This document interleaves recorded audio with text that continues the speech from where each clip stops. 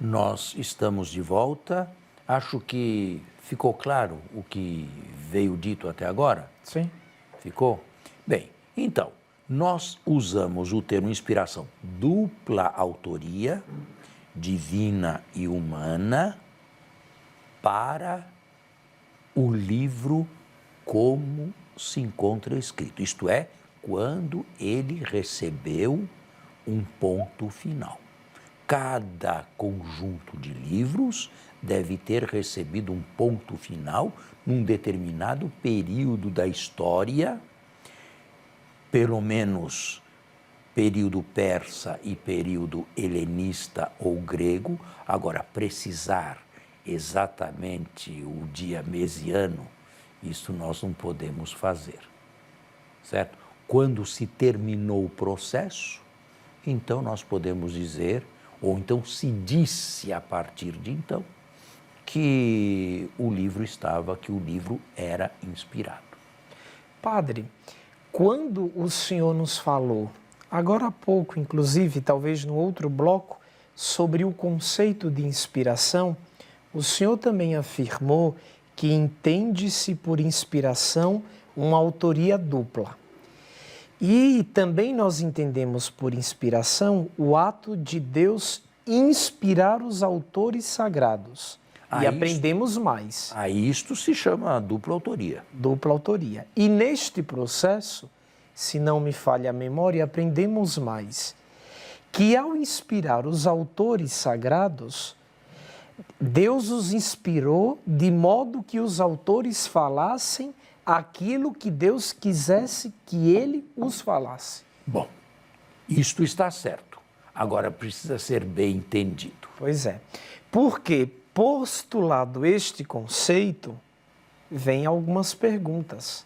A primeira entre elas é: se toda a escritura é inspirada e se a inspiração é um processo onde Deus age positivamente na mente dos autores sagrados, primeira pergunta, por que nós encontramos neste livro tantas tensões e contradições?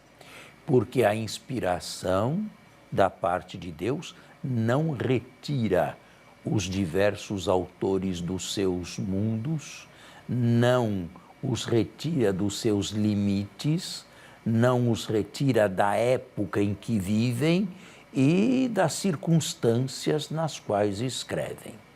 Deus inspira sim, mas dando total liberdade ao autor. E digo mais, a maioria dos autores sequer sabia que estava sendo inspirada. Sequer sabia. Fizeram todo um trabalho de pesquisa, fizeram um trabalho de consulta, conversaram com outras pessoas, certamente trocaram ideias, leram, releram, reviram, retocaram, e disso tudo veio um final. Eu diria que Deus assiste a tudo isto sem tirar o homem do seu mundo e do seu meio. Eu daria um exemplo que não é do Antigo Testamento, mas nós estamos falando em inspiração em geral, abrangia Antigo e Novo Testamento, porque neste ponto não há, digamos, não há contradição e não há conflitos, não é? São João, por incrível que pareça, chama os judeus de filhos do diabo. Quer uma coisa pior do que esta? Chamar alguém de filho do diabo? Uma sentença, no mínimo, antissemita, no mínimo. Pois é. E São João, o evangelista do amor, chama os judeus, aqueles que não se converteram, de filhos do diabo. Vós fazeis a obra do vosso pai. Forte isso. Não é? Agora, hoje, quem de nós falaria uma coisa desta? Quem de nós iríamos chamar alguns judeus de filho do diabo? É a pior ofensa que se pode fazer a alguém. E então, vamos apagar a frase? Vamos reescrever o Evangelho no espírito do Concílio Vaticano II? Ou no espírito de João 23? Não. O que nós vamos fazer? Nós vamos deixar o texto como está, nós vamos proclamar o texto como está e vamos explicar o que significava isto e por que ele se referiu desta maneira tão pouco lisonjeira aos judeus. Vamos explicar, temos que explicar isto. E como explicar? Deus aceitou aquele homem naquele meio, naquelas circunstâncias em que ele vivia. Agora, você pode estar certo também que do lado de lá para cá, as gritarias, as censuras não eram melhores também não. Basta imaginar o que falavam de Maria, Nossa Senhora. A inspiração, bem entendida, convive com toda esta variedade e limitação de textos. Padre, também nós aprendemos que que toda a Bíblia é inspirada.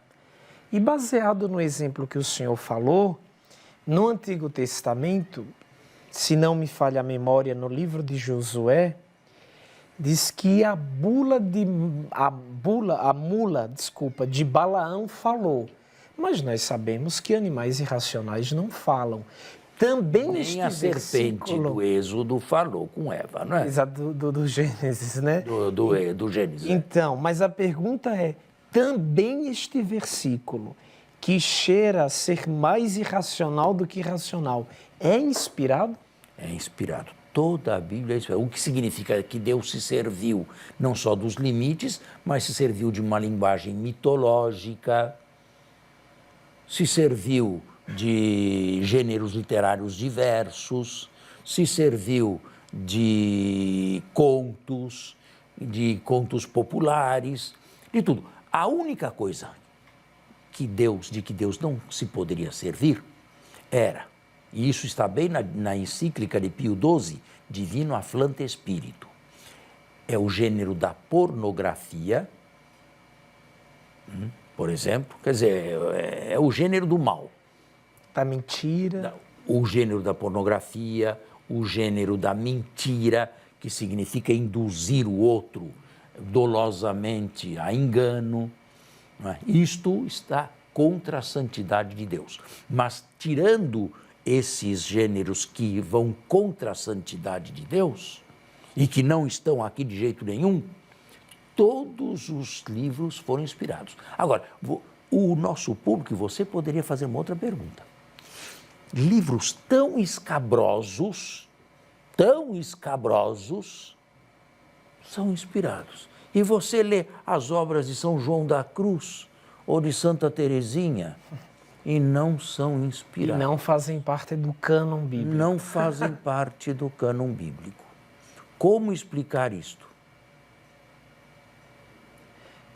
Eu não sei se vem ao caso, mas eu acho que talvez seja a hora de postular para o nosso telespectador a grande diferença entre inspiração e revelação, né? Porque tudo na Bíblia é inspirado, mas obviamente que nem tudo é revelado, né? E não só. Santa Teresinha representa uma alma, a história de uma alma. Santa Teresinha, nem São João da Cruz, representam a humanidade inteira. A humanidade não é essa. A humanidade não são todos aqueles e aquelas que andam na noite escura da fé, esperando o clarão da visão de Deus. A nossa humanidade é feita de coisas sublimes, é feita de coisas belas, de coisas transmissíveis, de coisas didáticas e claras, mas também quanta escuridão, quanta porcaria na nossa história, quanto lixo, quanta coisa que não vale nada. E tudo isto forja a história humana. Quer dizer, estaria fora da história, estaria desencarnado um livro ou diversos livros que ignorassem completamente as situações até escabrosas da nossa história.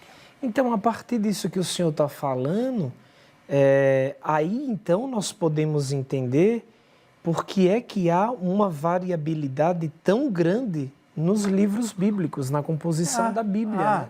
Não tenha dúvida. Por exemplo, se a gente pega toda a coleção sapiencial, é a imagem de um velho sábio aconselhando os mais novos. É aconselhável, é saudável saber que Davi cometeu um adultério e que depois, pior ainda, cometeu um assassinato. Não é história de uma alma, não é Santa Teresinha, mas é o mundo com o qual Deus trabalhava e trabalha ainda. O mundo dos homens e das mulheres. Não podemos dizer que o mundo esteja melhor hoje do que era nos tempos bíblicos. Nós podemos dizer que o mal se sofisticou. Mas que o mal deixou de existir ou diminuiu a sua existência, não podemos afirmar isto aqui nem no mundo de hoje, não é? Basta abrirmos os periódicos, os jornais, a televisão, os noticiários e vemos quanto veneno aquilo nos traz. Em outras palavras, o mundo continua sendo o mundo, né? E Deus continua a ser o Salvador do mundo.